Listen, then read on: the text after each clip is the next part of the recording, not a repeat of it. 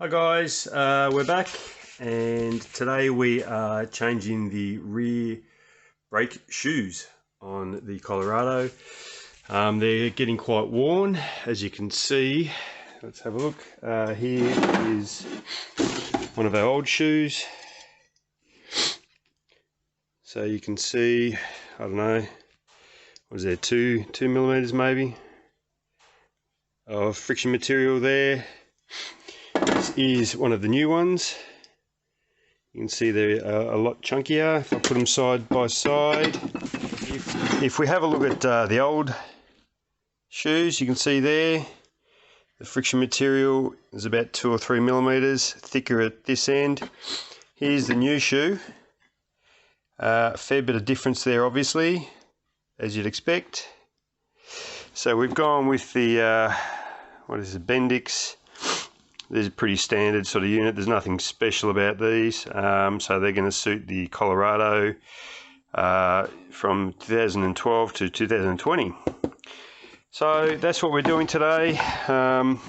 In this you get two sets of shoes, and you get some new clips that hold them in position. So let's get to it. So the first thing we're going to do is obviously chock the front wheels. Then we're going to jack up the rear, take off the wheel nuts, take off the drum cover, the actual drum, have a look at the pads and the drum shoes, sorry, and then we're going to replace those, and we're also doing a tyre rotation, so we're swapping tyres. So let's get that done. Okay, before we actually jack it up, we just need to get the breaker bar out and loosen off the bolts. Then we can jack it up and take the bolts fully out.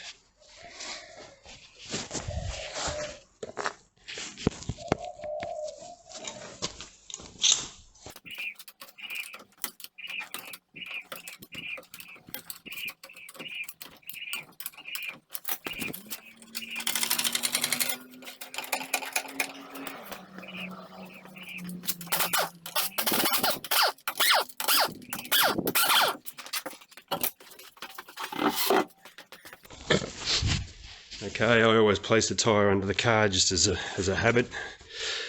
I could put a jack stand under here, but I'm not going to be here too long. So basically what we need to do is take this off. It's held on by this one screw here, which is actually a touch loose. You'll find once I take the screw out, this will probably be hard to get off because of all the brake dust seizes it on. So you just basically whack it with a hammer till it loosens, and then it'll come off. Okay. Top tip, make sure you've got the handbrake off, because obviously if the handbrake's on, the shoes are pressing against the drum here and you're not going to be able to get this off. So handbrake off, make sure you've chocked the wheels, and let's go. Don't lose that.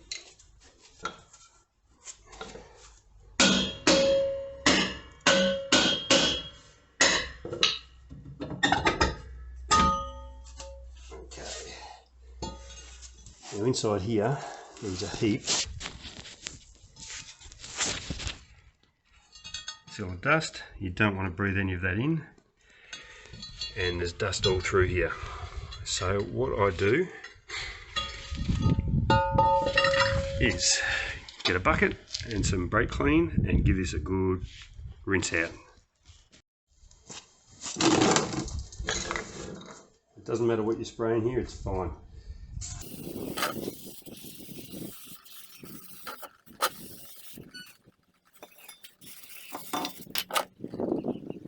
And give this a good wipe out with a clean rag.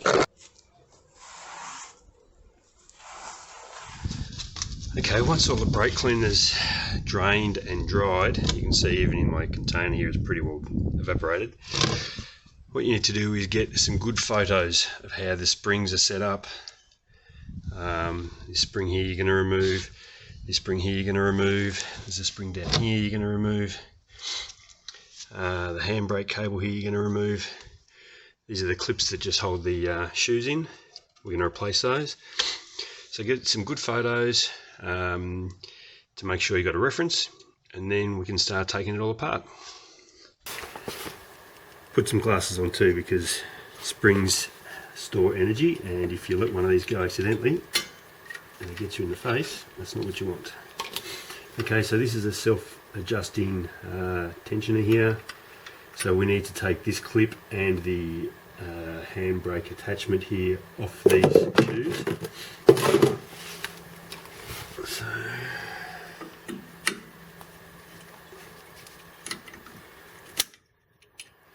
the way these work is there's a flat end on the pin. So if you just push in, holding the back of the pin, just push in with your pliers and twist the pin, it will pop out of the flat section of the clamp.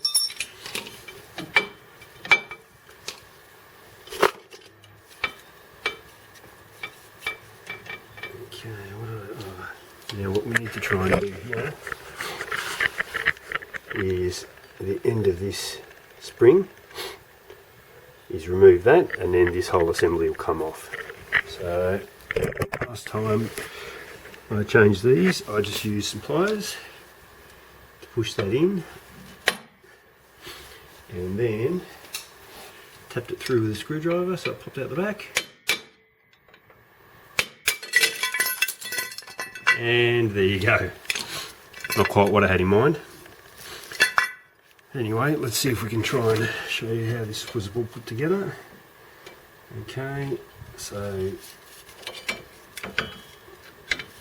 this was there, that was there, held together at the bottom by the little spring.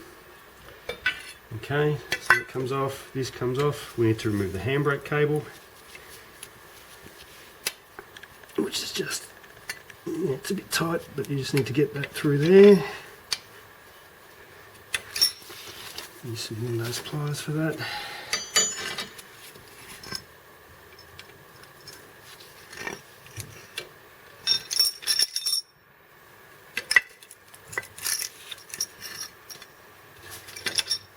Okay, that just hooks on there, comes off.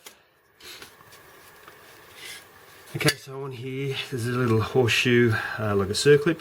We need to remove that to take this section off and put it on the new shoe. Okay, you can see the corresponding old and new shoes here. So there's a small circlip here which last time I did this I actually stretched that getting it off, so I had to put a new one on. So just bear that in mind. So I mean, I've got a pack of circlips here, and it's probably good practice to change it anyway. So you get the circlip off, this comes off, goes on the pin that's already on the new shoe. In this case, I have reused these before, so you can tap this off. You need to take the pin and the clip and this part and put it on the new shoe here. Okay, so let's do that.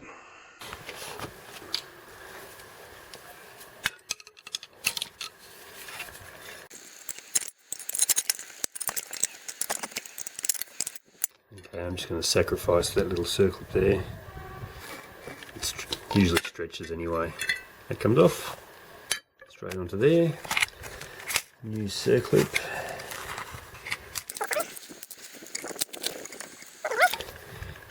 Just push him straight on.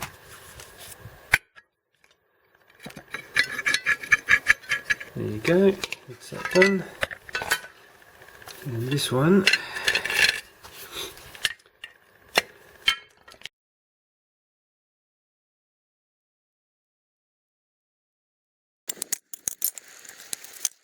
there is a spring washer in behind there, so it's a little stubborn to come out.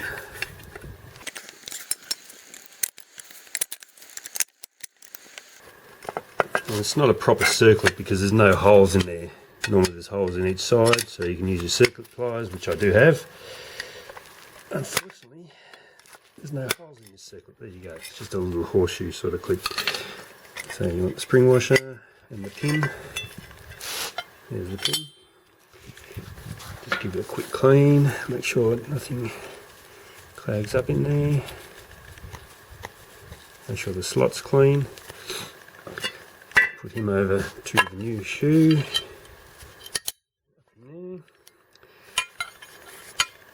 Make sure this doesn't have any junk on it. Give it a quick clean.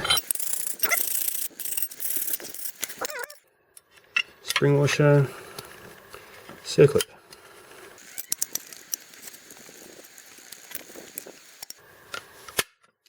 There it goes, and just squeeze the ends in a little bit just to clamp it around.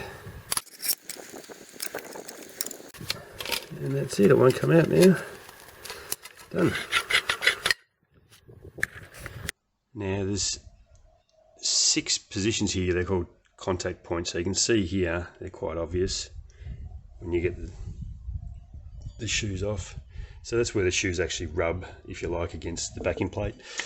So you need to clean all of the junk off there. I like to give the whole backing plate a clean, and then we're going to apply a small amount of what are we putting on? We're putting on some of this stuff. It's just anti-seize, just onto these positions, just a little bit, just to stop any friction from the shoes.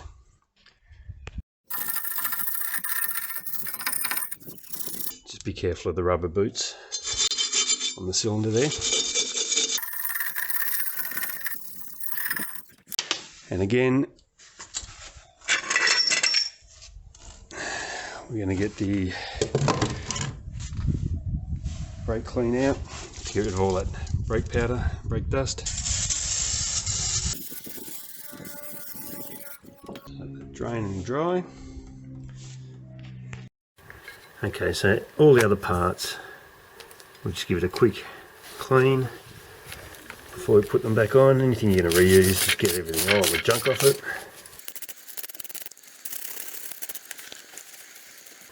Bring it back to near new. Do the same for the adjuster. Just want a quick wipe down.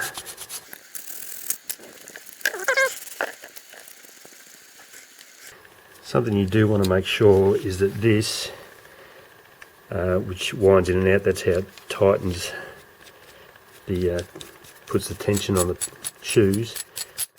Make sure there's no junk in that thread. And then I'll put a little bit of anti-seize in there too, just to make sure that it doesn't seize up, or it won't self-adjust.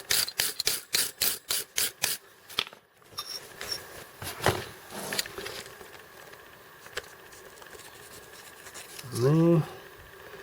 Okay, wind it in. Wind it out. Just trying to spread the anti-seize across all the threads. Okay, it looks pretty good. Now wind it all the way in again, because we're going to start with it wound all the way in because we've got new shoes on.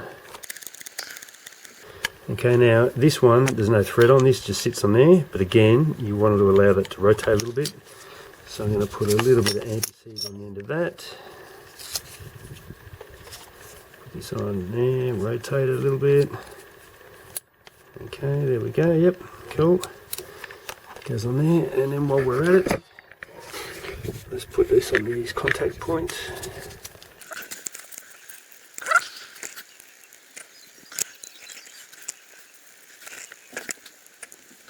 Okay, make sure you don't get any of this on the actual surface of the shoes because it will damage the braking capability.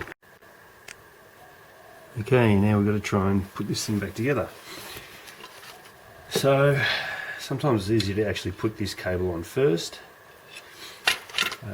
This is a pain in the ass, to be honest. So I've found that if you just try and compress this spring a little bit,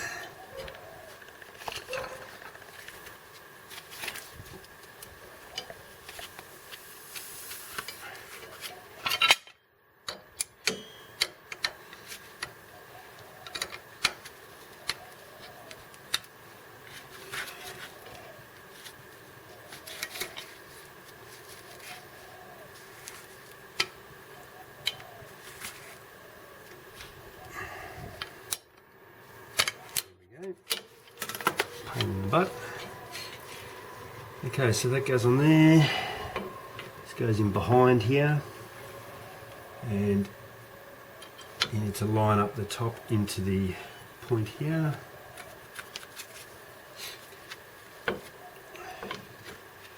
Okay, so now we can get one of the pins, push it through the back hole.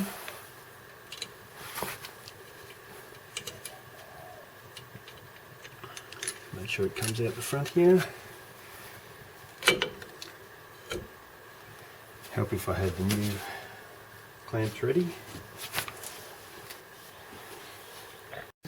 Okay, so we've got a new clamp. You might be able to see it from that angle, but I'll show you the other side.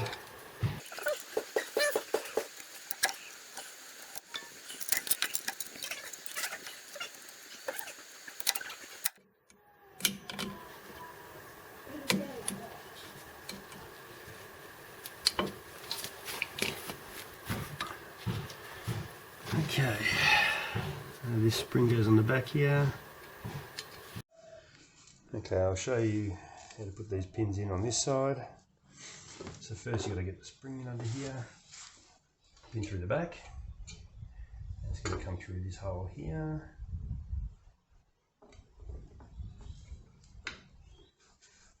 Okay, with our new clip, you'll see one side's round, one side's got a flat piece, so round first. Line up the flat piece on there, pliers, and then you just push till you can grab the pin and twist the pin.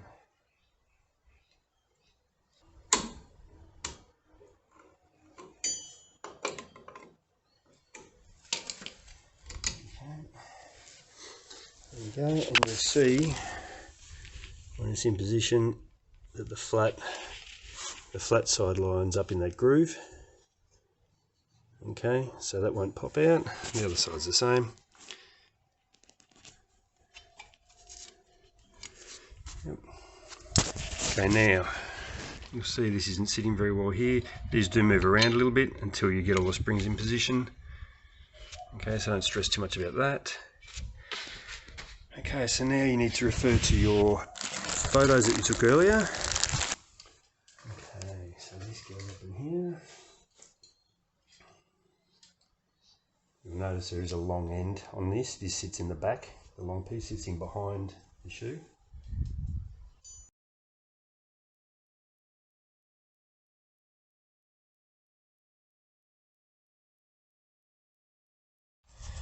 Okay, after a lot of fluffing around, that is back in position. So you can see the back of this little adjuster clip sits in behind there, and this sits on the ratchet here. Springs in behind there, and this sits on there. Now last piece is this spring here, which basically hooks over the top of this and then goes down into this hole here.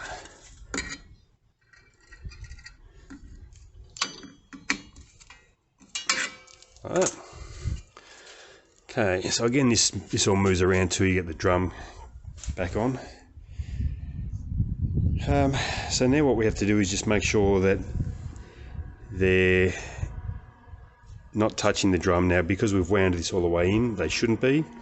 So you put the drum on, make sure it's in neutral, spin this, it shouldn't be rubbing, so then just take the drum cover off, loosen this off a bit, so wind it out so some of the thread is showing, put the cover back on, just check it, there should be some light friction. Now if it's too tight or too loose, you need to adjust this again until it's just some very, very light friction, then back it off a touch. You don't want them just constantly rubbing, you're just going to generate heat and wear the shoe surface down quickly. But you want it to contact as quick as it can, so you don't want a big gap. Okay, so we'll do that, and then that's the job pretty well done. Make sure when you put the drum on that the hole for the locking bolt lines up with the hole in your drum. So in this case it's at the top, so my hole has to go at the top here.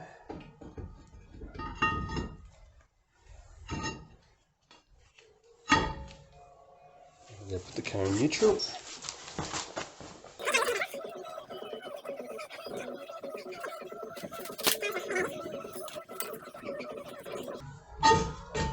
Adjust that slightly. So use a screwdriver, swirl this down a few clicks. You hear it clicking. Okay, 3-4 clicks. Again.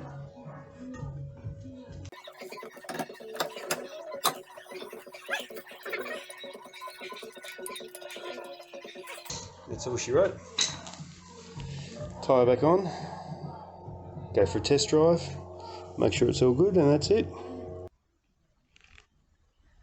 Okay, so I took the car for a drive and the brakes needed to be adjusted. They weren't coming on, so I obviously didn't undo the adjuster wheel enough. So on the back of the actual backing plate here, you can see this little cover here. This pops off, and you can get a flat blade screwdriver in the back there, and you'll find that's where that little star wheel is on the self-adjuster. So you can just turn that some notches. So say you do 5 notches on each side, then go and pull a handbrake and see if it's tight. When I was pulling my handbrake, it went right to the top and it wasn't really doing anything. So do say 5 notches each side, give it a try. If you need to go more, then do that. It is harder to go backwards, so don't go too far. You're better off doing it a little bit at a time. So that's what I've done, and now the handbrake goes up just over halfway and is tight. So I'll take it for another drive and just check it again, and then, you know, if I need to tighten it a bit more, I'll do that. So all up, that took about 2 hours, give or take. It's just a bit fiddly at the end, having to adjust the tensioner from the back of the cover through that little hole, but anyway, that's just how you adjust it. So it wasn't too bad. Basic hand tools. You can get special tools to remove those springs, but pliers and screwdrivers work fine. So anyway, thanks for watching, and I'll catch you next time. Cheers.